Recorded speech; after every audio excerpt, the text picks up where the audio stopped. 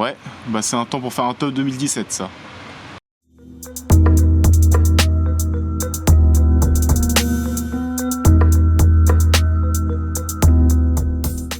Bonjour à tous et on se retrouve aujourd'hui pour une vidéo un peu spéciale. On va parler de mes films préférés de 2017 et j'en ai fait un top 10. Et oui, je sais ce que vous dites, généralement ce genre de vidéo arrive soit fin 2017 ou début 2018, mais j'ai une excuse, c'est que je viens de lancer donc ma chaîne YouTube cette semaine, c'est déjà ma 3e vidéo d'ailleurs, et j'espère que vous avez vu les 2 autres. Mais au-delà de ce classement et du top que j'ai réalisé sur les films de 2017, cette vidéo va vous permettre de pouvoir découvrir mes goûts, et ça me permet aussi de pouvoir vous partager ce que j'ai aimé l'année dernière. Et je suis content de vous partager ça, et j'espère que ça vous plaira et qu'on pourra en parler dans les commentaires, et vous pourrez me dire aussi quel est votre top 10 de l'année 2017. Alors bien évidemment, ce classement a forcément une part de subjectivité, donc je pense que dans les 10 films que j'ai choisis, vous allez aussi avoir des films qui vont se retrouver. On les a peut-être pas dans le même ordre, et en soi, l'ordre, on s'en fout, et le but c'est qu'on puisse parler de ces films parce que ce sont de bons films. Et donc oui, il y a certainement une part de subjectivité qui entre en jeu, parce qu'il y a des choses dans des films qui vont nous toucher plus que d'autres gens, et qui vont faire qu'on va classer ce film à la 6ème place plutôt qu'à la 5ème par exemple. Et on va tester un truc sympa dans cette vidéo, oui parce que vous avez déjà remarqué qu'il y avait énormément de budget qui avait été investi, notamment dans le sublime décor que vous voyez derrière, et cette magnifique bande à LED. Et ce qu'on va faire, c'est que pour chaque film de ce top, on va changer de couleur, que ça va me permettre de pouvoir tenter des choses, voir d'autres couleurs, voir comment est-ce que ça rend à l'écran. Donc voilà, on va tester plein de choses. Et d'ailleurs, si vous avez été attentif sur ma première vidéo critique sur Tomb Raider, cette bande à LED a voulu se faire la malle. La loose.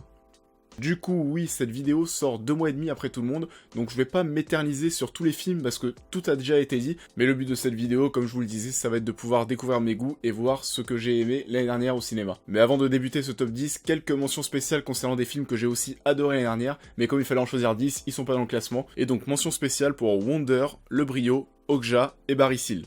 Et donc c'est parti, on va pouvoir débuter. Numéro 10, 120 battements par minute de Robin Campillo, qui est un film que je ne reverrai vraiment pas de sitôt, parce que c'est un film qui est très dur à regarder, notamment dans son final qui est très très poignant. Donc oui, c'est un excellent film, et l'un des gros points forts de ce film, c'est son casting, et je trouve que tous les acteurs jouent vraiment de manière très juste, et c'est un film qui marque cette année 2017 parce qu'il traite un sujet qui est super important et aussi super sensible. Le film a tout raflé aux Césars qui se sont déroulés il y a quelques semaines, dont le prix du meilleur film, mais aussi les prix du meilleur acteur dans un second rôle, le meilleur espoir féminin, le meilleur scénario original, le meilleur montage et la meilleure musique originale. Et donc oui, j'ai pas forcément plus de choses à dire sur ce film, à part que c'est un film important, que tout le monde doit le voir au moins une fois dans sa vie, parce que c'est super intéressant, et en plus c'est français, et quand c'est bien et que c'est français, et bah c'est cool. On passe à la 9ème place, et il s'agit de Get Out, de Jordan Peele. Get Out, qui est à mes yeux une des œuvres les plus importantes de l'année 2017. Jordan Peele nous offre ici un thriller horrifique, intelligent, bien écrit, avec une vraie direction artistique, et personnellement certains plans qui me sont restés en tête, et qui vont me rester en tête très longtemps.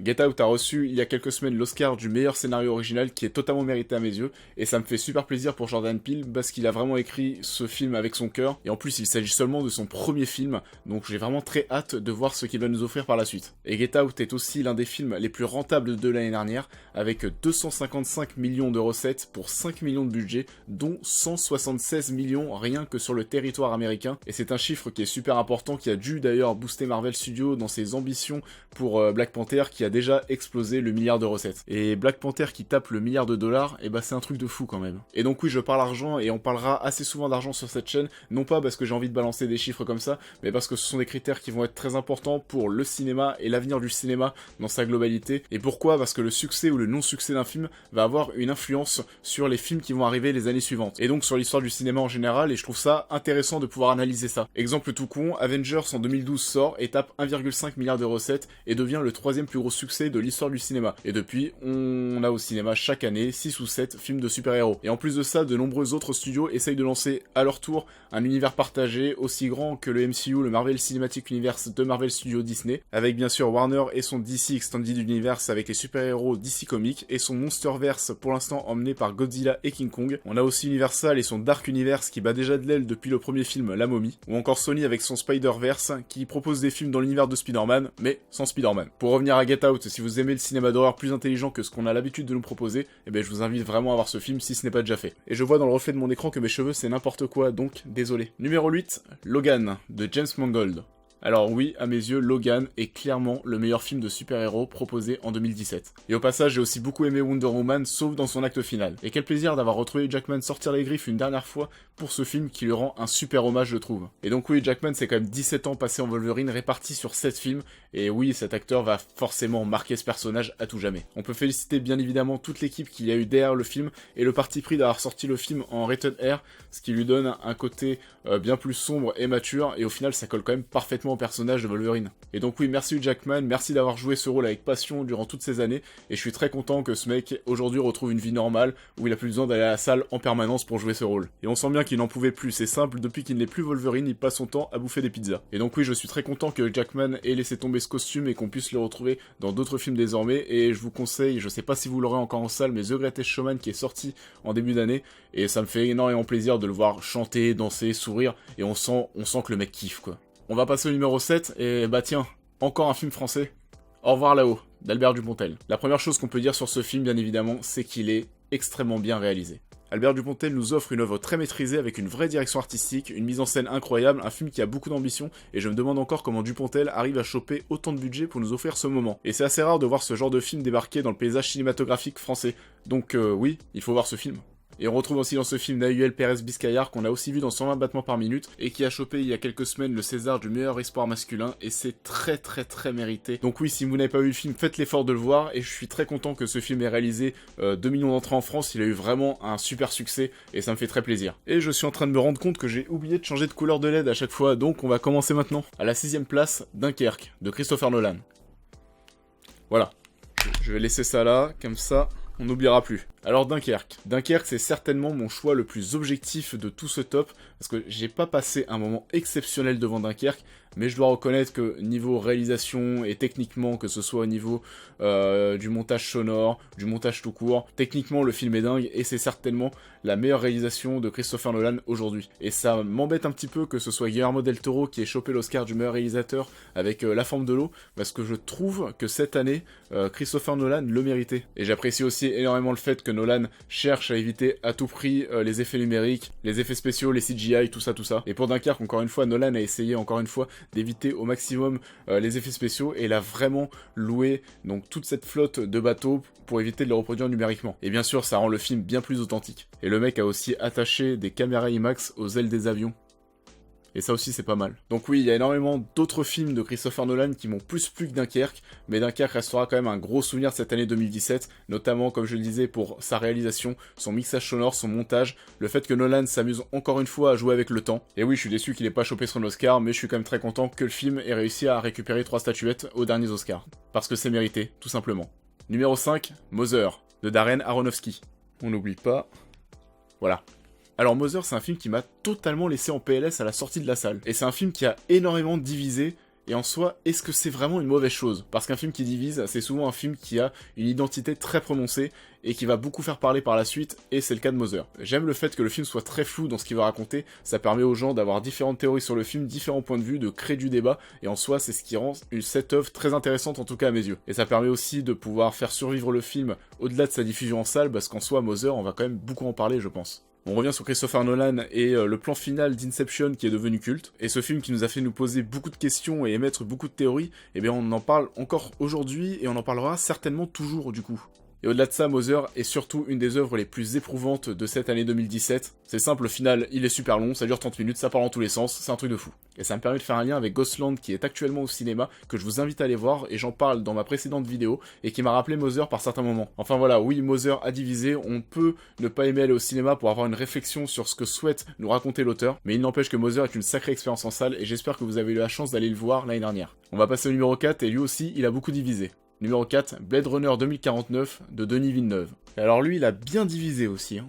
Oui, parce qu'il y a plein de personnes qui sont venues me dire que pour eux, Blade Runner 2049 est un film long et chiant. Chiant parce que c'est un film très posé et très visuel, mais au-delà de ça, il y a quand même un thème qui est vachement intéressant et qui apporte énormément de réflexion sur notre monde et de quoi sera fait notre futur. Et je me suis rendu compte avec ce film que l'ennui au cinéma est quelque chose de très subjectif, parce qu'on n'a pas le même attrait pour certains composants d'un film. Et j'en viens bien sûr à parler de la photographie du film, et merci l'Académie des Oscars d'avoir enfin donné un Oscar à Roger Deakins. Parce que rien que pour ce point, il était impossible que je puisse m'ennuyer devant ce film. C'est bien simple, on aurait pu me retirer les musiques, les acteurs, tout le son du film et simplement pendant 2h45 profiter de tous ces visuels avec rien d'autre autour, et ben vous savez quoi, je me serais quand même pas ennuyé. Et oui, c'est très subjectif parce qu'il y a plein de personnes qui n'ont peut-être pas le même attrait que moi pour la photographie d'un film et qui n'ont pas trouvé leur bonheur dans ce film tout simplement. Et ça m'embête quand même pas mal que ce film n'ait pas été un grand succès en salle. Premièrement parce que c'est un film de Denis Villeneuve et j'adore Denis Villeneuve et j'adore tout ce que propose ce cinéaste depuis des années. Mais aussi parce que des blockbusters d'auteurs, on va appeler ce film comme ça, eh bien on en a pas beaucoup et j'ai peur que l'industrie ait de plus en plus de mal à financer des projets comme celui-ci qui sont innovants et artistiquement très impressionnants. Mais bon, quoi qu'il arrive, Denis Villeneuve va continuer de faire des films et je suis très pressé de voir ses prochaines réalisations et quoi qu'il arrive, je serai en salle. On va passer au numéro 3 et là il s'agit d'un de mes plus gros coups de cœur de l'année 2017. Et on va parler de Grave, de Julia Ducournau. Et oui, ce film a été l'une de mes plus grandes surprises de l'année 2017, tout simplement. Et je vais vous dire un truc, c'est ultra pas vendeur ce que je vais vous dire, mais c'est la première fois de ma vie qu'un film m'a donné envie de vomir durant sa diffusion. À chaque fois que je vais au ciné, j'aime bien ressentir des émotions, que ce soit du rire, de la peur, pleurer. Et là, le fait d'avoir ressenti ce sentiment, d'avoir envie de gerber durant le film, bah, c'était quelque chose de très nouveau que je n'avais jamais ressenti. Et rien que pour ça, je remercie Grave parce que ça ne m'était jamais arrivé. Oui bon, je sais, là vous avez commencé à penser que je suis bizarre, mais non, tout va bien, rassurez-vous. D'ailleurs, pour la petite anecdote, Grave est sorti aux US sous le nom de Raw, et des sacs à vomi étaient distribués dans un cinéma à Los Angeles. Et encore une fois, peut-être que ça donne pas envie de voir le film, mais je trouve ça ouf quand même. Et je suis tombé en plein kiff sur l'actrice principale de ce film, Garance Marillier, que je trouve vraiment impressionnante, et je suis vraiment très déçu qu'elle n'ait pas reçu le César du meilleur espoir féminin au profit de Camilla Jordana, énormément déçu. Et une autre chose qui m'a déçu, c'est que Grave n'a réalisé que 150 000 entrées en France, et le film méritait bien plus que ça, et ça me fait un peu peur parce que je pense que si ces films ne fonctionnent pas, le cinéma de genre va avoir de plus en plus de mal à s'installer en France, et c'est bien dommage. Donc si vous n'avez pas vu Grave, je vous le conseille vraiment, c'est un film à voir. On passe au numéro 2, et là je vais peut-être en étonner certains. Numéro 2, La planète des singes, Suprématie, de Matt Reeves. Et alors là, celui-ci, il est rarement sorti dans les top 10, mais il a clairement sa place à mes yeux. Et c'est certainement encore une fois très subjectif, et j'ai pas peur de le dire, mais j'ai passé une grande partie du film à chialer. Et oui, c'est mon côté malsensible.